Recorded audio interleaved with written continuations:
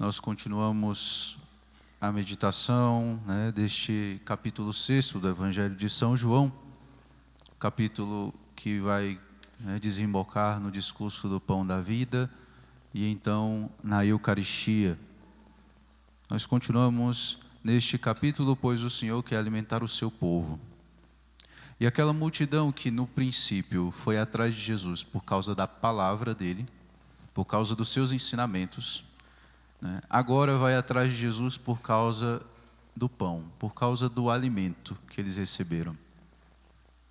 Jesus realizou um grande sinal. E então agora eles querem que este mesmo Cristo continue a multiplicar o pão para eles. Por isso que no final do Evangelho da semana passada nós ouvíamos que aquele povo queria fazer de Jesus o rei, queria declará-lo rei. Afinal, esse é o melhor governante, aquele que dá o alimento para a gente não precisa nem de trabalhar, Ele mesmo providencia. Esse é o melhor governo que existe para as multidões. Aquele que simplesmente dá e a gente não precisa trabalhar por ele. Então, o Senhor hoje, quando encontra-se com esta multidão, vai começar a ensinar esse povo sobre o pão da vida, sobre o pão que não perece. Aqui ele ainda está preparando o terreno para falar da Eucaristia. Aqui ele ainda não está falando da Eucaristia. E é engraçado porque a forma como o povo se aproxima de Jesus, Eles entram nas barcas, atravessam o lago e então perguntam, como que puxando assunto, aquela pergunta meio que interesseira, assim, que a gente sabe que é só para puxar assunto, Rabi, como você chegou aqui, É tipo assim, como você chegou aqui? Só para puxar assunto mesmo. Mas no fundo eles estão querendo que ele faça de novo o milagre dos pães. Eles querem de novo. Então o Senhor os responde, Em verdade, eu vos digo, estáis me procurando não porque vistes sinais, mas porque comestes pão e ficastes satisfeitos. Não por causa do sinal, não por causa daquilo que o sinal indica, mas porque vocês ficaram satisfeitos com o pão. Quando nós temos um sinal, se eu aponto para vocês, olha lá aquele carro, aí eu estou apontando com o meu dedo, O sinal é o meu dedo. Mas se a gente focar no meu sinal, no sinal, e não para a realidade a qual o sinal aponta, o sinal perde o sentido, Aí você diz, nossa, olha só que dedo, sei lá, bonito, feio, sei lá, E assim acontece conosco quando nós, ao termos os milagres, ao procurarmos os milagres do Senhor, nós ficamos ali apenas, na realidade do milagre, naquela cura que eu quero, para um ente querido que está doente, naquele trabalho que eu gostaria de ter, naquelas coisas que a gente costuma pedir para Deus, Nós costumamos pedir para Deus. Se nós ficamos apenas, quando essas coisas realmente acontecem, quando o Senhor atende esse nosso pedido, se nós ficamos apenas à procura do sinal e não da realidade a qual o sinal aponta, nós estamos como este povo aqui. Queremos apenas ficar satisfeitos.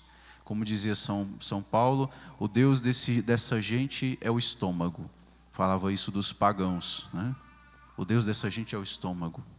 Então o sinal ele perde o seu sentido a partir do momento que a pessoa fica no sinal e não vai para a realidade a qual aquele sinal aponta. Os milagres são os sinais do Cristo. A realidade a qual o milagre da multiplicação dos pães aponta, é que o bom pastor, Deus, alimenta o seu povo. E aquele homem que fez isso, no caso Cristo, é o próprio Deus. Mas aí nós vemos que logo depois esse povo vai fazer uma oração, que isso é uma oração, que é uma oração que é pecado, esse tipo de oração. A gente tem que ficar atento, porque mesmo a oração pode ser pecado. Que sinal realizas para que possamos ver e crer em ti? Que obra fazes? Porque o Senhor pede que eles creiam nele. Que obras fazes? Que sinais realizas? Essa pergunta não faz o menor sentido, porque eles acabaram de ver um grande sinal, que é a multiplicação dos pães.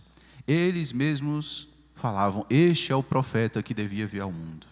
Queriam até fazê-lo rei, mas por que eles estão dizendo isso?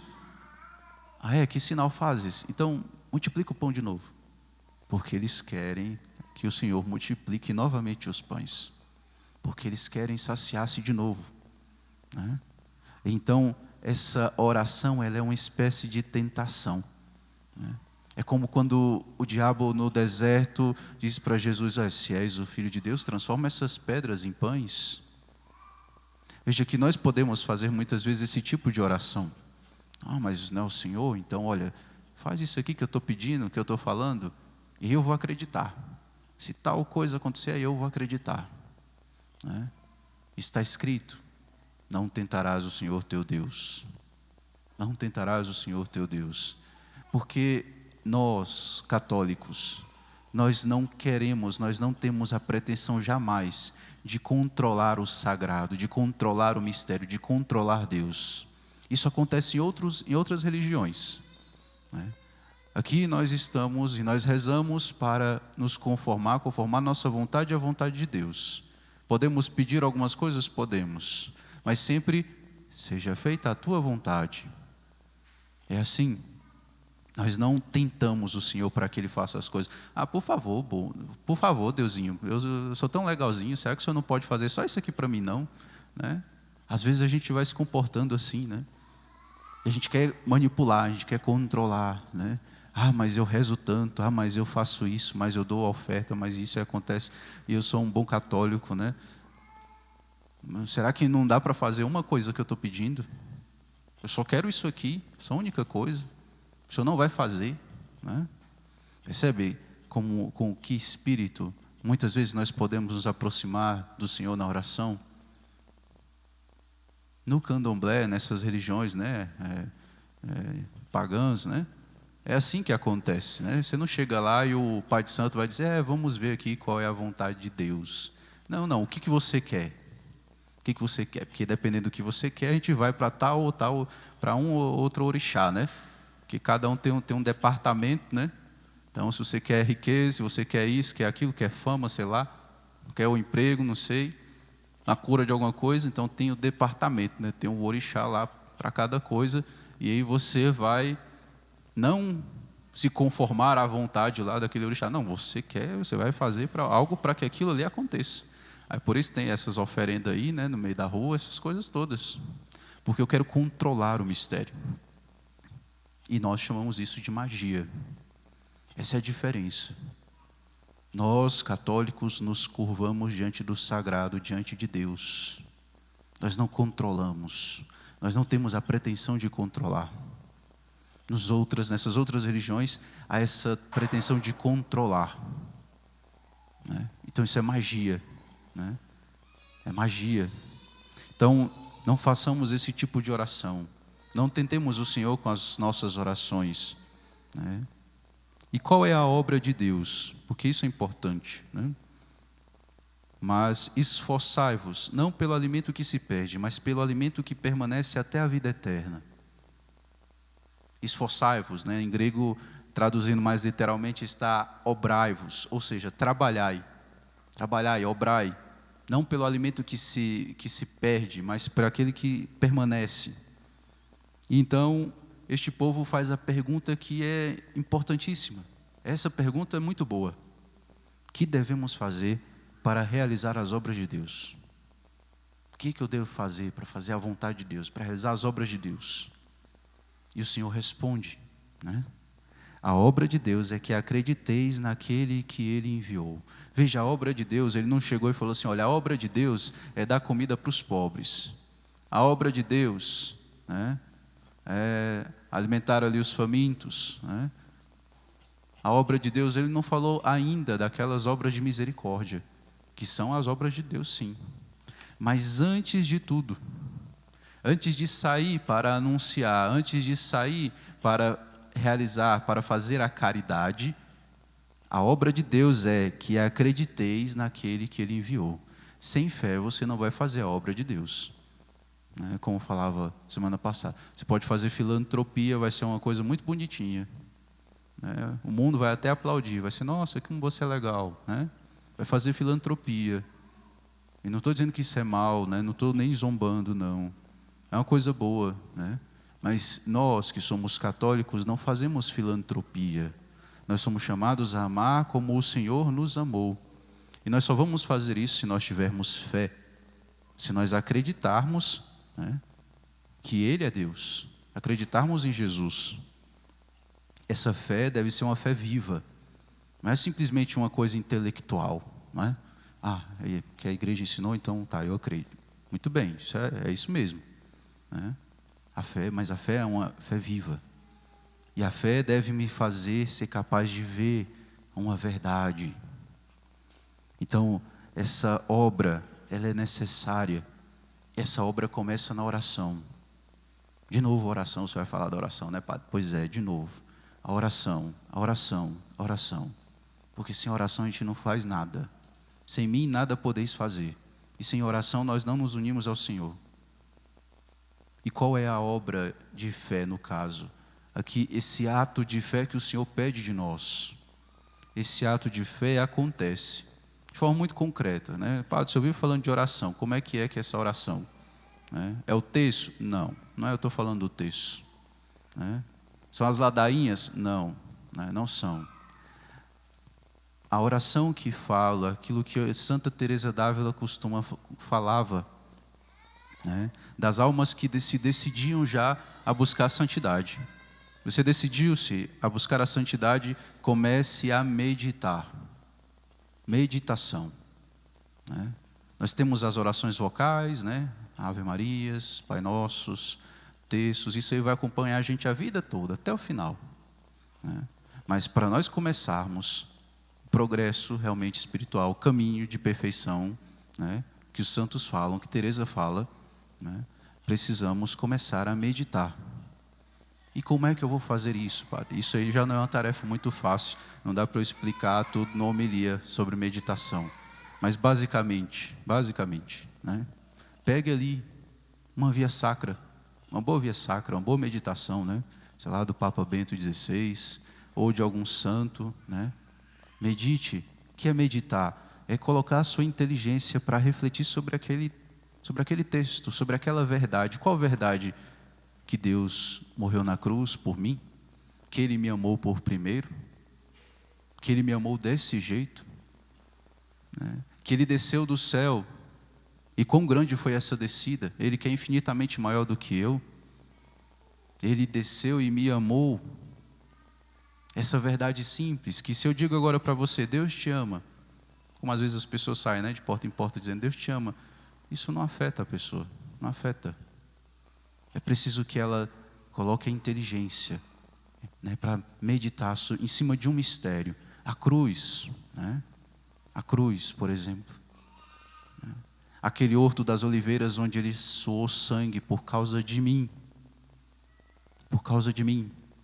Por amor a mim, Ele me via, Ele conhecia a minha verdade mais do que eu me conheço. Ele me conhecia mais do que eu me conheço. Via todos os meus pecados, toda a minha desgraça. E Ele me amou ali. Então, meditar significa exatamente isso.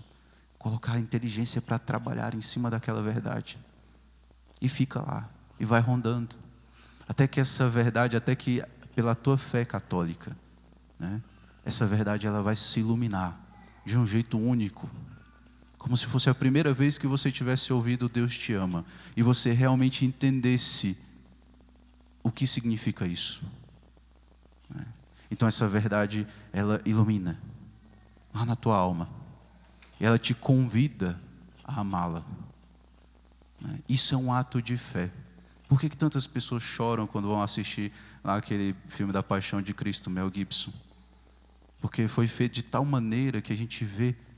E é difícil não meditar. Né?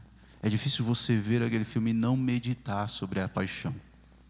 É difícil você ver aquilo ali, não é uma questão de emoção, mas é difícil você ver aquilo e passar batido. É como passa um Deus te ama no meio da homilia, entende? É difícil, porque está ali visível. Né? Os nossos pecados visíveis, as consequências dos nossos pecados visíveis na carne do Cristo, na cruz, naquela flagelação, né? Que eu acho que muita gente tem né, na memória, aquela parte em que, né, puxa e arranca um pedaço, né, ali que a costela começa a aparecer, porque é forte, né? Então, a meditação é necessária para que você tenha esse ato de fé. O justo vive pela fé. De fé em fé o justo vai crescendo, ou seja, o santo vive pela fé, né? E claro, nós vamos trabalhar aqui, né, para ensinar, né, aqueles que querem, né, a meditar, a começar esse caminho, né, porque esse é o primeiro dever do padre, é ensinar o povo a rezar, né, ensinar o povo a rezar, ensinar o caminho para o céu, como dizia o Vianney, né. E digo para vocês, começa com oração como meditação. Não é simples, não é fácil. Tem outros requisitos, precisa de humildade. Não vai rezar quem não é humilde.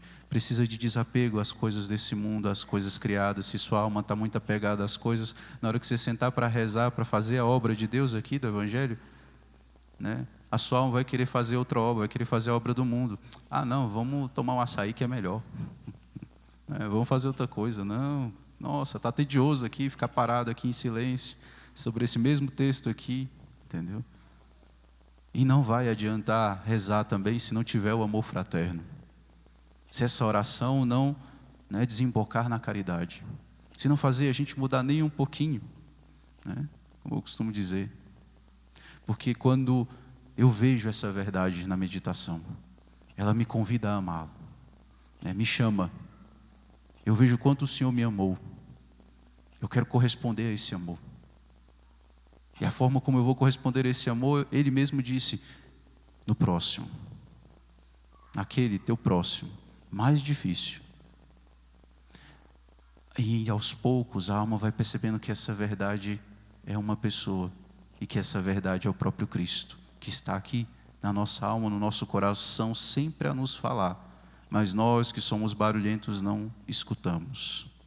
Então a obra de Deus começa pela fé. Porque quando a fé vai crescendo, ela vai puxando a fé, a esperança e a caridade.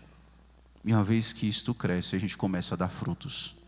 E uma vez que isso vai acontecendo, né, a gente vai tendo atos de fé e começa a corresponder e crescer na caridade também. Aí, né, o Senhor vem e age com a sua graça e vai nos tornando santos. E vai nos tornando santos. Foi assim que aconteceu com os santos todos. Foi assim, né? E eles deixaram, né, para nós essa herança, para que nós soubéssemos como fazer, como caminhar com o Senhor.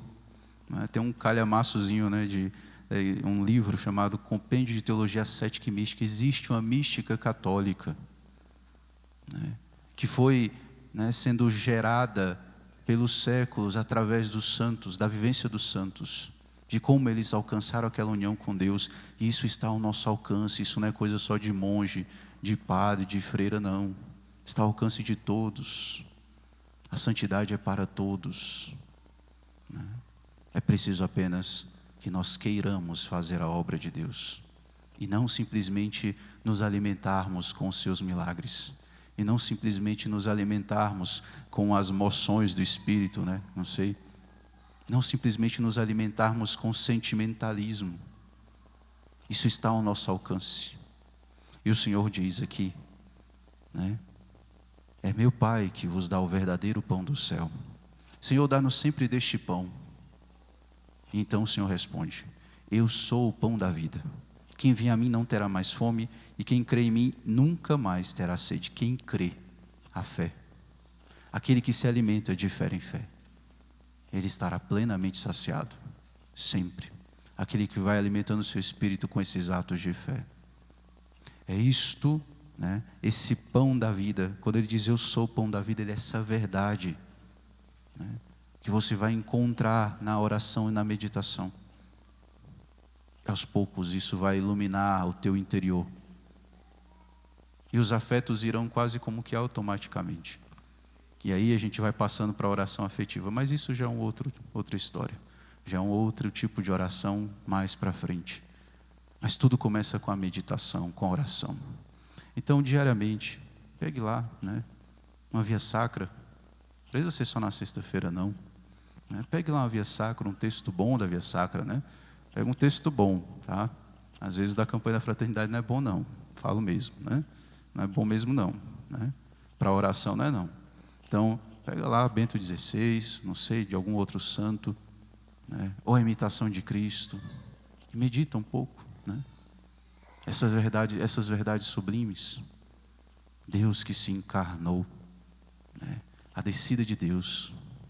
Deus que é infinitamente superior a mim. Nossa Senhora é menos que um átomo diante de Deus. O que eu sou então? E Ele desceu. Essa é a sua misericórdia. Ele desceu para ser Deus conosco.